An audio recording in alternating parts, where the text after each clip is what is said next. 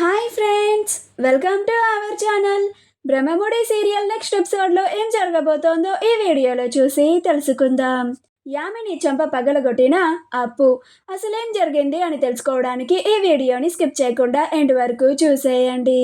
కావ్య, స్వప్నలు ఇద్దరు ప్రమాదంలో ఉన్నారని ఆ విషయాన్ని వెంటనే అప్పుకి కాల్ చేసి చెప్తుంది. అప్పుడు అప్పు వెంటనే వాళ్ళ కోసం వస్తూ ఉంటే అప్పుడు ఇందిరాదేవి, అప్పు ఇప్పుడే కదా ఇంటికి వచ్చావు, మళ్ళీ హడావిడిగా ఎక్కడికి వెళ్తున్నావు అని అంటుంది. అప్పుడు అప్పు, ఒక కిడ్నాప్ కేసు వచ్చింది అమ్మమ్మ గారు, అర్జెంటుగా వెళ్ళాలి అని అంటుంది. అప్పుడు ధాన్యలక్ష్మి, నీ జీవితం మొత్తం ఈ కిడ్నాప్ కేసులు, మర్డర్ కేసులే సరిపోతాయి. ఇక నీ జీవితంలో ఒక సంతోషం అంటూ ఏమీ ఉండవు. నేను అందుకే వీడికి మొదటి నుంచి చెప్తూనే ఉన్నాను, ఈ పిల్ల వద్దురా అని. నా మాట విన్నాడా అని అంటుంది. అప్పుడు ఇందిరాదేవి, అప్పు చేస్తోంది మంచి పనే ధాన్యలక్ష్మి.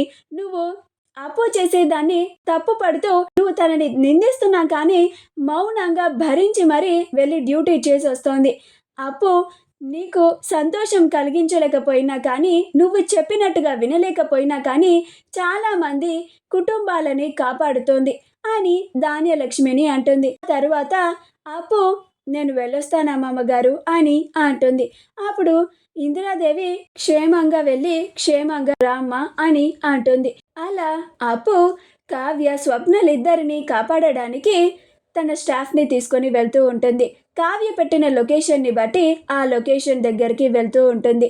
అప్పు కావ్యకి కాల్ చేసి, హలో అక్క, నేను దారిలోనే ఉన్నాను, మీరిద్దరు క్షేమంగానే ఉన్నారా అని అంటుంది. అప్పుడు కావ్య, ఇద్దరం సేఫ్గానే ఉన్నాం అప్పు, చెప్పాను కదా, రేవతి గారు మమ్మల్ని సేఫ్గా వాళ్ళ ఇంట్లో ఉంచారు అని అంటుంది. అప్పుడు మీరిద్దరూ నేను వచ్చేంత వరకు బయటకి అస్సలు రాకండి, ఆ రౌడీలు అక్కడక్కడే తిరుగుతూ ఉంటారు, నేను వచ్చి వాళ్ళ సంగతి చెప్తారు అని అంటుంది. అప్పుడు కావ్య, అలాగే అప్పు, నువ్వు త్వరగా రా అని అంటుంది. అప్పుడు అప్పు, అలాగే అక్క అని అంటుంది. అప్పు తన స్టాఫ్ని తీసుకొని ఆ బస్తీకి వెళ్తుంది. ఈలోగా ఆ రౌడీలు పోలీస్ వారిని చూసి, అరే పోలీసులు వస్తున్నారా, వెంటనే ఇక్కడి నుంచి మనం వెళ్ళిపోవాలి, ఈ విషయం పోలీసుల వరకు ఎలా వెళ్ళిందో అర్థం కావడం లేదు, ముందు వెంటనే మనం ఇక్కడి నుంచి తప్పించుకోవాలి అని వాళ్ళు పారిపోతూ ఉంటే అప్పు తన స్టాఫ్తో కలిసి వాళ్ళని పట్టుకొని అక్కడే చితక్కొడుతుంది. వాళ్ళందరికీ వార్నింగ్ కూడా ఇస్తుంది, మీరు ఇంకొకసారి ఇలాంటి పనులు చేశారంటే మీకు మామూలుగా ఉండదు, మర్యాదగా చెప్పండి మీ చేత ఈ పనిని చేయించింది ఎవరు అని వాళ్ళని చితక్కొడుతుంది. అప్పుడు వాళ్ళు ఎంత వాళ్ళని కొట్టినా కానీ ఒక్క పేరు కూడా చెప్పరు, మేము డబ్బుల కోసమే ఇదంతా చేశాము అని అంటారు. అప్పుడు అప్పు ఆ కిడ్నాప్ చేయించింది యామిని అని తనకి ముందే తెలుసు కాబట్టి వీళ్ళు ఒప్పుకోవడం లేదు అని, వీళ్ళని ఎంత కొట్టినా కానీ అసలు పేరు బయటకి చెప్పరు అని వాళ్ళందరినీ స్టేషన్కి పంపిస్తుంది. అలా అప్పు రేవతి వాళ్ళ ఇల్లుని కనుక్కొని డోర్ని కొడుతుంది. అప్పుడు కావ్య, స్వప్నలు ఇద్దరు రౌడీలేమన్నా డోర్ని కొడుతున్నారేమో అని కంగారు పడుతూ ఉంటారు. అప్పుడు రేవతి, మీరు కంగారు పడకండమ్మా, నేను వెళ్ళి చూస్తాను అని డోర్ని ఓపెన్ చేసి చూస్తుంది. అప్పుడు అప్పు ఉంటుంది. అప్పుడు రేవతి, లోపలికి రా అప్పు అని అంటుంది. అప్పుడు అప్పు, నా పేరు మీకెలా తెలుసు అని ఆశ్చర్యపోతుంది. అప్పుడు రేవతి, నాకు మీ ఇంట్లో వాళ్ళందరి పేర్లు తెలుసు అని అంటుంది. అప్పు లోపలికి వెళ్ళిన తర్వాత, చాలా థ్యాంక్స్ రేవతి గారు, మీరు మా ఇద్దరు అక్కలని సేవ్ చేసినందుకు. ఈ రోజుల్లో మీలాంటి వాళ్ళు కూడా ఉన్నారా అని నాకు చాలా ఆశ్చర్యంగా ఉంది. రోడ్డు మీద ఏదన్నా ప్రమాదం జరుగుతూ ఉంటే మాకెందుకు అని పట్టించుకోకుండా వెళ్ళిపోయే ఈ రోజుల్లో మా ఇద్దరి అక్కల ప్రాణాలని మీరు కాపాడారు, చాలా థ్యాంక్స్ అండి అని అంటుంది. అప్పుడు రేవతి, అయ్యో పర్లేదు అప్పు అని అంటుంది. అలా అప్పు, స్వప్నక్క, కావ్యక్క, మీరిద్దరికి ఏమీ కాలేదు కదా, పాపకేమీ కాలేదు కదా అని అడుగుతుంది. అప్పుడు కావ్య, స్వప్నలు ఇద్దరు మేమిద్దరం బాగానే ఉన్నాం అప్పు అని అంటారు. అలా అప్పు వాళ్ళిద్దరిని తీసుకొని ఆ బస్సు నుంచి బయటికి తీసుకొని వస్తుంది. ఆ తరువాత కావ్య, స్వప్నలిద్దరిని ఇంటికి పంపిస్తుంది. అప్పు మాత్రం, నేను ఇప్పుడే వస్తాను, నాకు చిన్న పని ఉంది అని చెప్తుంది. అప్పుడు కావ్య, అదేంటి అప్పు, చాలా లేట్ అయింది కదా, నువ్వు కూడా మాతో ఇంటికి వచ్చేయి, ఏదన్నా పని ఉంటే రేపు చూసుకుందు కానీ అని అంటుంది. అప్పుడు అప్పు, లేదక్క, ఆ పని ఇప్పుడే చేయాలి అని అంటుంది. అప్పుడు కావ్య, అలాగే అప్పు, అని అంటుంది. అప్పుడు అప్పు సరే అక్క, ఇద్దరు జాగ్రత్తగా వెళ్ళండి అని అంటుంది. అలా కావ్య స్వప్నలు ఇద్దరు కారులో ఇంటికి వెళ్తారు. అప్పు యామిని వాళ్ళ ఇంటికి వెళుతూ ఉంటుంది.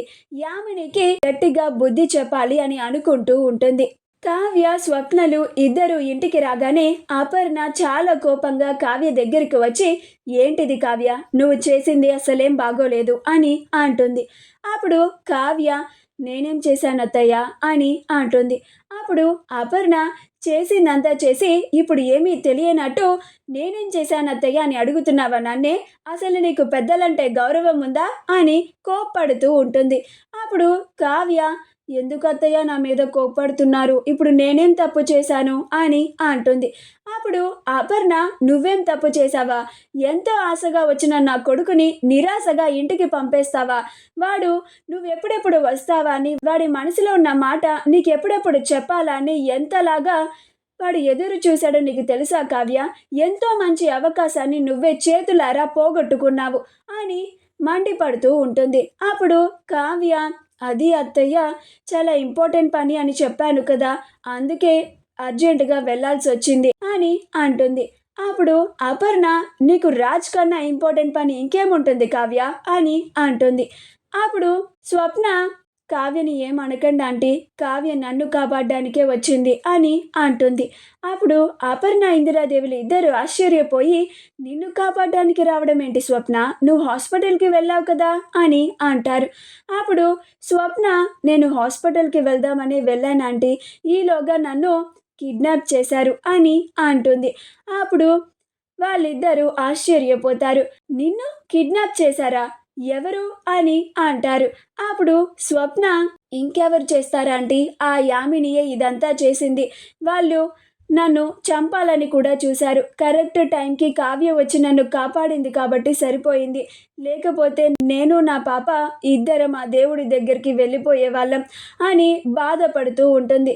అప్పుడు అపర్ణ స్వప్నని వెంటనే దగ్గరికి తీసుకొని, బాధపడకమ్మా స్వప్న అని అంటుంది. కావ్య, పిచ్చి పిల్ల, మాకు ముందే చెప్తే మేమందరం కంగారు పడతామని ఒక్కదానివే వెళ్ళి మీ అక్కని కాపాడుకున్నావా అని అంటుంది.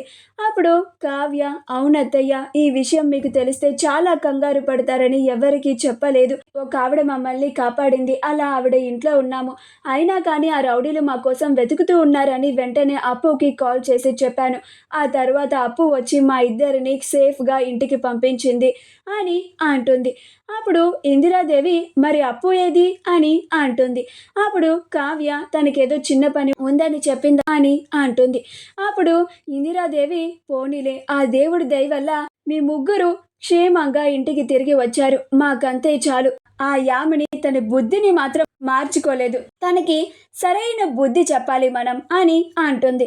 అప్పు యామిని వాళ్ళ ఇంటికి వెళ్ళి యామిని చెంప పగలగొడుతుంది. అప్పుడే రాజ్ వాళ్ళ ఇంటికి వెళ్తూ ఉంటే అప్పు యామినిని కొట్టడం చూసి ఆశ్చర్యపోతాడు. ఇదేంటి, అప్పు యామినిని కొట్టింది అని అనుకుంటూ ఉంటాడు. అప్పుడు అప్పు యామినికి వార్నింగ్ ఇస్తుంది. మా స్వప్నక్కని ఎందుకు చంపాలనుకున్నావు యామిని అని గొడవ పడుతూ ఉంటుంది. ఇదంతా రాజ్ చూస్తూ ఉంటాడు. మా వీడియో కనుక మీకు నచ్చినట్లయితే లైక్ చేయండి, షేర్ చేయండి, మా ఛానల్ని సబ్స్క్రైబ్ చేసుకోండి, పక్కనే ఉన్న బెల్ ఐకాన్ని క్లిక్ చేయడం మాత్రం మర్చిపోకండి.